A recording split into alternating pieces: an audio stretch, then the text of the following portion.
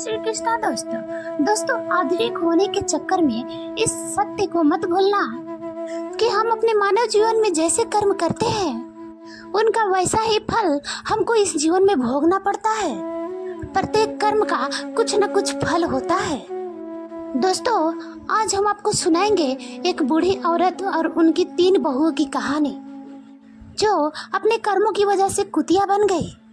आज की कहानी बड़ी ही ज्ञानवर्धक और मोटिवेशनल है। चलिए चलते हैं कहानी की तरफ। एक छोटे से गांव में एक बूढ़ी माँ रहती थी। उनके 3 बहुएं और 3 बेटे थे। बूढ़ी माँ बहुत धार्मिक थी। हर दिन अपना पूजा पाठ में समय बिताती थी। वह सुबह सुबह उठकर गंगा स्नान करने जाती थी और भगवान विष्णु की पूजा किया करती थी। कार्तिक महीने में वह विशेष रूप से स्नान और पूजन किया करती थी। इस दौरान वह माखन मिश्री और तुलसी के पत्तों का भोग भगवान को चढ़ाती थी और प्रसाद अपने पड़ोसी में बांटती थी। गांव के लोग उसके पूजा पाठ के बहुत इज्जत करते थे। बूढ़ी माँ का ये नियम था कि वह कार्तिक महीने की हर दिन गंगा स्नान करती और पूजा करती थी। कार्तिक पूर्णिमा के दिन वह विशेष रूप से गंगा स्नान के लिए जाती थी और भोग बनाकर भगवान को चढ़ाती थी। लेकिन उनके तीनों बहुओं को यह सब पसंद नहीं था। वह अक्सर उसके आस्था का मजाक उड़ाती और प्रसाद खाने से मना किया करती थी। वह कहती थी इसमें तुलसी के पत्ते हैं, हम यह नहीं खा सकते हैं, यह सब दिखावा है। यह सब सुनकर बूढ़ी माँ बहुत दुखी होती थी, लेकिन वह चुपचाप अपनी पूजा करती रहती थी। बूढ़ी माँ के पति कुछ समय पहले ही गुजर चुका था, इसलिए वह अब अकेली थी। उसके बेटे भी अब उसके बहुओं के कहने में आकर उनसे दूर हो गए थे। बूढ़ी माँ हमेशा अपने पूजा पाठ में मन लगाती और पड़ोसी में प्रसाद बांटती थी, लेकिन उनके तीनों बहुओं को यह सब बहुत बुरा लगता था। वह कहती थी यह सास जब देखो तब पूजा पाठ में लगी रहती है, अनाप शनाप खर्च करती है, पंडितों को बुलाती है, दान पुण्य करती है। अगर यह मर जाए तो अच्छा हो, कम से कम यह खर्चा तो बचेगा। बूढ़ी माँ ने अपने तीनों बेटों को बहुत ही प्यार से पाला था। उसने और उनके पति ने मिलकर उनकी बहुत ही प्यार से परवरिश की थी। लेकिन अब जब उनके बेटों के सबसे ज्यादा जरूरत थी तब वह उससे मोह मोड़ चुके थे। बूढ़ी माँ दिन रात भगवान से प्रार्थना करती और अपने बच्चों के लिए आंसू बहाती थी। वह कहती थी कि हे भगवान, मैंने तो कभी किसी का बुरा नहीं चाहा था, फिर मेरे साथ ऐसा क्यों हो रहा है? मेरे बच्चों को सद्बुद्धि देना। एक दिन बूढ़ी माता लक्ष्मी के सामने बैठकर प्रार्थना कर रही थी। उनके आंखों में आंसू थे और वह भगवान से कह रही थी, हे भगवान, मुझे इस दुख से मुक्ति दिलाओ, मेरे बच्चों का भला करो और उन्हें सही रास्ता दिखाओ। इस तरह बूढ़ी माँ ने अपने पूजा पाठ और दान के नियमों का नहीं छोड़ा। लेकिन उनके तीनों बहुएं ने ठान लिया था कि वे अब इस घर में नहीं रहेंगी और बंटवारा करके अलग हो जाएंगी। वह सोचती थी कि अगर हम अलग हो जाए तो अपने मर्जी से रहेंगे और सास के पूजा पाठ के खर्चे से बच सकेंगे। तीनों बहुएं ने एक दिन आपस में बात की और बंटवारे की योजना बनाई। उन्होंने अपने पतियों से किया कि अब हमें अलग हो जाना चाहिए। छोटे बहू ने अपने पति से कहा कि देखिए, बड़े भैया के बच्चे बड़े हो रहे हैं और हमारे बच्चे अभी छोटे हैं, हमें अभी बहुत मेहनत करनी है, बच्चों को पढ़ाना है। अगर हम अलग हो जाएंगे तो हम अपने बच्चों को अच्छी तरह से देखभाल कर पाएंगे। सास का खर्चा बहुत ज्यादा है, हर समय पूजा पाठ में लगी रहती है और बहुत पैसा खर्च करती है। मझली बहू ने भी अपने पति को समझाया, देखिए अब बंटवारा हो जाना चाहिए, हम अपने मर्जी से रहेंगे, क्या खर्चा करना है क्या नहीं करना है यह हम खुद तय करेंगे। सास के नखरे और खर्चे अब बर्दाश्त नहीं होते, हमें अलग होकर अपने बच्चों का ध्यान रखना है। बड़ी बहू ने भी अपने पति से यही बात कही। बच्चे बड़े हो रहे हैं, कल उनकी शादी ब्याह करना है, पैसे कमाते रहेंगे और सास का खर्चा करते रहेंगे तो तो कैसे चलेगा? अगर हमारे बच्चों के भविष्य सुरक्षित करना है तो हमें अलग होना ही होगा। तीनों बहुओं ने अपने अपने पतियों को फुसलाकर उनके मन में बंटवारे की बात डाल दी। तीनों भाई अब बंटवारे के लिए तैयार हो गए। गांव के पंचों को बुलाया गया और घर के बंटवारा करने की बात कही गई। तीनों बहु भी बंटवारे में हिस्सा लेने के लिए तैयार हो गई। गांव के पंचों ने घर के 4 हिस्सों में बंटवारा किया, 3 बेटों के लिए और एक बूढ़ी माँ के लिए। घर का सारा सामान भी 4 हिस्सों में बांट दिया गया। बूढ़ी माँ अब अकेली रह गई। पंचों ने अपना फैसला सुनाया और चले गए। तीनों बहुओं ने अपना अपना सामान अपने अपने अलग रख लिया। बूढ़ी माँ के जो हिस्से में झोपड़ी थी वह उसमें रहने लगी। अब वह अकेली थी। अपने बेटों से निराश होकर वह भगवान से प्रार्थना कर रही थी। वह रोज सुबह गंगा स्नान करके माता लक्ष्मी और भगवान विष्णु की पूजा किया करती थी। वह पहले की तरह ही भगवान के लिए भोग बनाकर चढ़ाती और गांव में प्रसाद बांटती थी। लेकिन वह अब बहुत अकेली हो गई थी। उनके तीनों बेटे ने उनसे मुंह मोड़ लिया था और उनकी बहुओं ने उनको घर से बाहर कर दिया था। बूढ़ी माँ के पास जो थोड़ा बहुत आटा, चावल और दाल था वह उसी से काम चलाती थी। वह सोचती है कि अब मुझे अपनी जिंदगी इसी तरह गुजारनी होगी। मेरे बच्चों ने तो मुझे छोड़ दिया है, लेकिन मैं भगवान की भक्ति नहीं छोड़ूंगी। उसके भक्ति में कोई कमी नहीं आई। वह हर रोज तुलसी के पत्तों से भगवान की पूजा करती थी और पड़ोसियों को प्रसाद बांटती थी। एक दिन जब बूढ़ी माँ अपने झोपड़ी में बैठे रो रही थी, तभी एक युवक आया। उसने दरवाजा खटखटाया। बूढ़ी माँ ने दरवाजा खोला और देखा कि एक युवक उनके द्वार पे खड़ा था। उसने कहा कि अम्मा, आप मुझे पहचानती नहीं? मैं आपके मायके से आया हूँ। मेरा नाम कृष्णा है। मेरा पिताजी ने आपको मदद करने के लिए भेजा है। बूढ़ी माँ ने आश्चर्य से पूछा, कृष्णा, तुम मेरे मायके से आए हो? मैंने तो तुम्हें कभी देखा ही नहीं। कृष्णा ने मुस्कुराते हुए कहा, हाँ अम्मा, मैं आपके भाई का पोता हूँ। हमें खबर मिली कि आपके बेटों ने आपको घर से निकाल दिया है, इसीलिए मेरे पिताजी ने आपको मदद करने के लिए मुझे भेजा है। बूढ़ी माँ के आंखों में आंसू आ गए। उसने कृष्णा को अंदर बुलाया और बैठने के लिए कहा। उसने पानी का गिलास और थोड़ा सा गुड़ दिया। उसने पानी पिया और गुड़ खाया। फिर उसके बाद उसने अपने थैली से ढेर सारे खाने की सामग्री, कपड़े और दवाइयाँ निकाली। उसने कहा कि अम्मा, ये सब सामान मैं आपके लिए लाया हूँ। आप भूखी मत रहना, मैं रोज आपके लिए खाना भिजवाएंगे। बूढ़ी माँ ने कृष्णा को आशीर्वाद दिया और कहा। बूढ़ी माँ ने कृष्णा को आशीर्वाद दिया और कहा, बेटा, तुम्हारा बहुत बहुत धन्यवाद। तुमने मेरे लिए जो किया है उसके लिए मैं भगवान से तुम्हारे लिए सुख समृद्धि का प्रार्थना करूंगी। कृष्णा ने बूढ़ी माँ से विदा ली और वापस चला गया।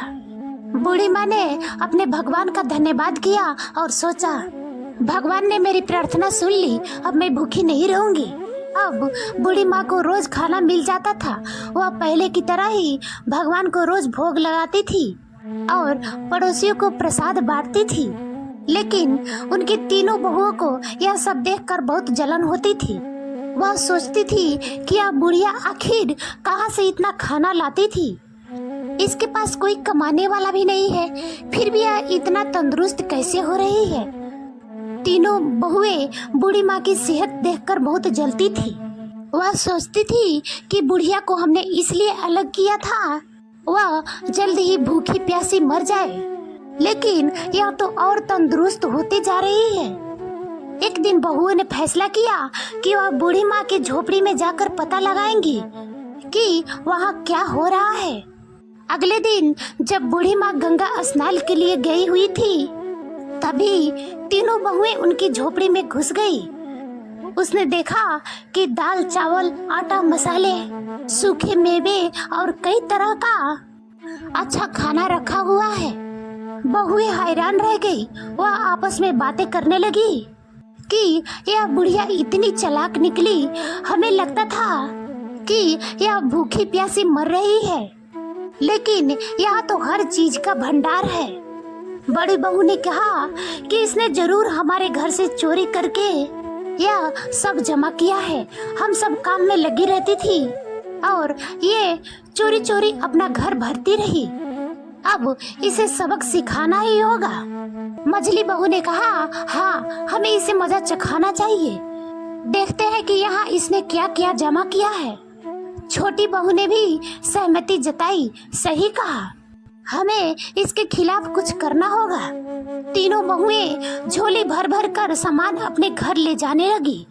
जैसे ही उन्होंने खाने के सामान उठाया तो उन्होंने देखा कि इसमें तुलसी के पत्ते हैं। गुस्से में आकर उन्होंने तुलसी के पत्ते उठाकर नाली में फेंक दिया। ये देखकर वह और क्रोधित होने लगी और सामान उठाकर बाहर जाने लगी। तभी एक अजीब घटना घटी। तीनों बहुओं ने देखा कि धीरे धीरे उनके हाथ पैर कुत्ते के पंजों में बदलने लगे हैं। वे डर गई और चिल्लाने लगी, लेकिन कोई उनके मदद नहीं कर पाया। कुछ ही पलों में तीनों बहुएं कुतिया बन गई। गांव में हड़कंप मच गया। बच्चों और पतियों ने जब यह देखा तो वे हैरान रह गए। उन तीनों के बच्चों चिल्लाने लगे, मम्मी कुतिया बन गई है। तीनों बहुएं के पति समझ नहीं पा रहे थे कि यह कैसे हो गया। उन्होंने कोशिश की कि कुतिया को घर से बाहर भगाए, लेकिन वे घर छोड़ने को तैयार नहीं थी। वे अपने भाषा में कुछ समझाने की कोशिश कर रही थी, लेकिन कोई उनके बात नहीं समझ पा रहा था। बच्चे रो रहे थे और पतियों को भी रोना आ रहा था। उन्होंने अपने बच्चों को संभालते हुए कहा कि चलो, अब कुछ नहीं किया जा सकता। हमें माँ का इंतजार करना होगा, शायद वही कुछ हल बता सके। गांव के लोग भी इकट्ठा हो गए और सोचने लगे कि ये अनहोनी कैसे हो गई। सबने बूढ़ी माँ के वापसी का इंतजार का फैसला किया। बूढ़ी माँ को अब अपने रोज के जीवन में थोड़ी राहत मिल रही थी। कृष्णा रोज खाना ले आकर रख जाता था और बूढ़ी माँ भगवान को रोज भोग लगाकर पहले की तरह प्रसाद बांटती थी। लेकिन उसको इस बात का कोई अंदाजा नहीं था कि उसके घर में क्या हो रहा है। उसको यही लगता था कि सब कुछ पहले जैसा ही चल रहा है। इधर तीनों बहुएं कुतिया बनकर घर के आंगन में बैठी थी। उनके पतियों को घर का सारा काम करना पड़ रहा था। वह बहुत परेशान थे और अपने माँ के वापसी का इंतजार कर रहे थे। गांव के लोग भी इस अजीब घटना से हैरान थे। हर कोई यही कह रहा था, यह सब बूढ़ी माँ की भक्ति और उसके तपस्या का फल है। गांव के कुछ लोगों ने बूढ़ी माँ को गंगा स्नान के लिए जाते देखा था। उन्होंने सोचा कि अब उसे सारी बात बतानी चाहिए। वे उसके पास गए और बोले कि माँ, तुम्हारे घर में कुछ अजीब हो रहा है। तुम्हारे तीनों बहुएं कुतिया बन गई है। बूढ़ी माँ की यह बात सुनकर बहुत ही आश्चर्य हुई। उसने सोचा कि यह कैसे संभव हो सकता है। उसने तुरंत गंगा स्नान किया और घर की ओर लौट गई। उनके दिल में बहुत सारी आशंकाएं थी। उसने भगवान से प्रार्थना की कि हे भगवान, मेरे घर की रक्षा करना और मेरे बच्चों को सही रास्ता दिखाना। जब बूढ़ी माँ घर पहुंची तो उन्होंने देखा कि उनके गांव के लोग उनके घर के सामने इकट्ठा थे। उसने पूछा कि क्या हुआ, यहाँ इतनी भीड़ क्यों लगी है। गांव वालों ने उन्हें सारी घटना बताई। बूढ़ी माँ ने अपने बेटे को बुलाई और पूछा, यह सब कैसे हुआ, तुम लोगों ने क्या किया। बेटों ने रोते हुए अपनी माँ से सारी कहानियाँ सुनाई। उन्होंने कहा कि माँ, हमसे बहुत बड़ी गलती हो गई। हमारे पत्नियों ने तुम्हारे सामान को नाली में फेंक दिया था और उसी समय वे कुतिया बन गई। अब हमें नहीं पता कि उन्हें कैसे ठीक करें। बूढ़ी माँ ने अपने बेटे को दिलासा दिया और कहा, भगवान सब ठीक करेंगे, तुम लोग घबराओ मत। बूढ़ी माँ ने अपने भगवान से प्रार्थना की और उनसे समाधान मांगा। उसने सोचा कि शायद किसी साधु बाबा के पास इसका समाधान होगा। उसी समय एक साधु बाबा गांव में आए। बूढ़ी माँ ने उनको अपने घर बुलाया और सारा हाल बताया। साधु बाबा ने ध्यान से सारी बातें सुनी और कहा, यह सब तुम्हारी भक्ति और तपस्या का फल है। तुम चिंता मत करो, इसका उपाय भी है। तो बूढ़ी माँ ने पूछा कि बाबा कृपया मुझे उपाय बताएं, मैं अपने बच्चों को इस हालत में नहीं देख सकती। साधु बाबा ने कहा कि तुम्हें कार्तिक महीने में विशेष पूजा करनी होगी। तुम्हारे स्नान के पानी से तुम्हारे बहुओं को नहलाना होगा और ब्राह्मणों को भोजन कराकर उनके जूठे भोजन को अपने बहुओं को खिलाना होगा। इससे वह अपने असली रूप में वापस आ जाएंगी। बूढ़ी माँ ने साधु बाबा को धन्यवाद दिया और अपने बेटे को यह उपाय बताया। बेटों ने कहा कि माँ, हम तुम्हारे हर बात मानेंगे, हम इस उपाय को जरूर पूरा करेंगे। बूढ़ी माँ ने कार्तिक महीने की विशेष पूजा की तैयारी कर दी। उसके तीनों बेटे और गांव के लोग भी इस पूजा में मदद करने लगे। बेटों ने मिलकर पूजा का सारा सामान इकट्ठा किया और भगवान के लिए भोग बनाने की व्यवस्था की। हर सुबह बूढ़ी माँ गंगा स्नान के लिए जाती थी और स्नान के पानी को एकत्रित करती थी। उसके बाद वह भगवान विष्णु और माता लक्ष्मी की पूजा किया करती थी और फिर अपने पड़ोसियों को प्रसाद बांटती थी। इस बीच तीनों बहुएं अभी भी कुतिया के रूप में घर के आंगन में बैठी रहती थी। उनके पतियों को घर का सारा काम करना पड़ता था। बच्चों को अपनी माताओं को बहुत याद आती थी। वे अक्सर रोते हुए अपने दादी से कहते थे, दादी माँ कब ठीक होंगी, हमें हमारी माँ वापस चाहिए। बूढ़ी माँ बच्चों को दिलासा देती थी और कहती थी कि बेटा भगवान सब ठीक करेंगे, तुम लोग धैर्य रखो और प्रार्थना करो। बच्चों को शांत करने के लिए वे उसे कहानियाँ सुनाती थी और उनके साथ समय बिताती थी। बूढ़ी माँ ने अपनी पूजा के लिए 5 ब्राह्मणों को बुलाया और बेटों ने भी 5-5 ब्राह्मणों को बुलाया। इस प्रकार कुल 21 ब्राह्मणों को बुलाया गया। ब्राह्मणों के लिए विशेष भोग तैयार किया गया।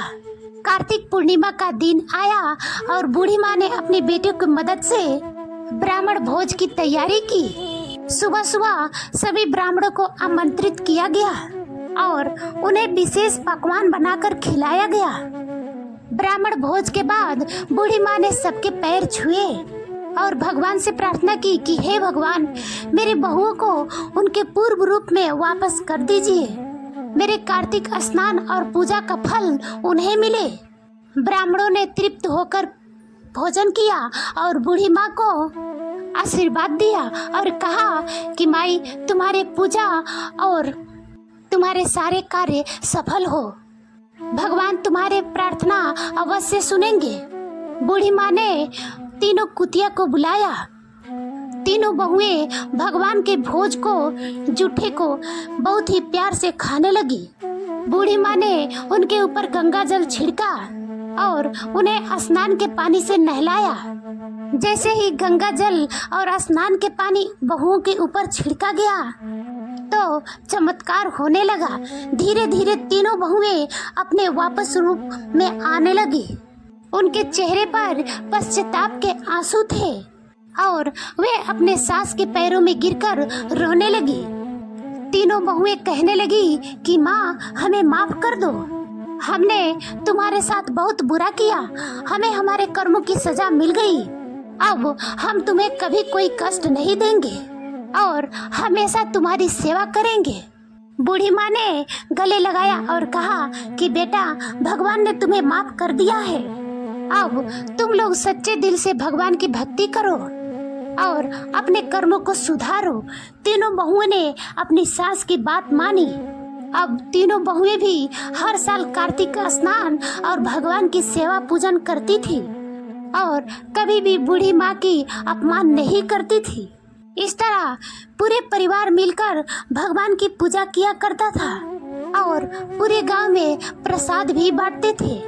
तीनों बहुओं की अपने वापस रूप में आने के बाद घर में एक नई ऊर्जा और शांति का माहौल बन गया। बूढ़ी माँ की भक्ति और तपस्या ने पूरे परिवार को एक नया जीवन दिया था। अब सभी मिलकर भगवान की पूजा करते और कार्तिक स्नान का बाद भगवान की पूजा करते थे। बूढ़ी माँ ने अपनी बहुओं को सिखाया कि भक्ति और सेवा का महत्व क्या होता है। उसने कहा कि देखो बेटा, भगवान की पूजा से हमें सच्ची शक्ति और सेवा शांति भी मिलती है। हमें हमेशा सच्चे दिल से भक्ति करनी चाहिए और दूसरों की मदद करनी चाहिए। बड़ी बहू ने कहा कि माँ, हम अब समझ गए हैं कि भगवान का पूजा का क्या महत्व है। हम हर साल कार्तिक स्नान करेंगे और भक्ति से जीवन जिएंगे। मझली बहू भी अपने माँ से कहा कि माँ, हमें माफ कर दो, हमने तुम्हारे साथ बहुत गलत किया। अब हम तुम्हारी बहुत सेवा करेंगे और तुम्हारे साथ मिलकर भगवान की पूजा करेंगे। बूढ़ी माँ सबकी बातें सुनकर बहुत खुश हुई और अपने बच्चों को आशीर्वाद दिया। अब घर में सब मिलजुल कर रहने लगे और हर साल कार्तिक पूर्णिमा के दिन पूरे परिवार मिलकर विशेष पूजा का आयोजन करता था। घर को सजाया गया और भगवान विष्णु और माता लक्ष्मी को विशेष आराधना की गई।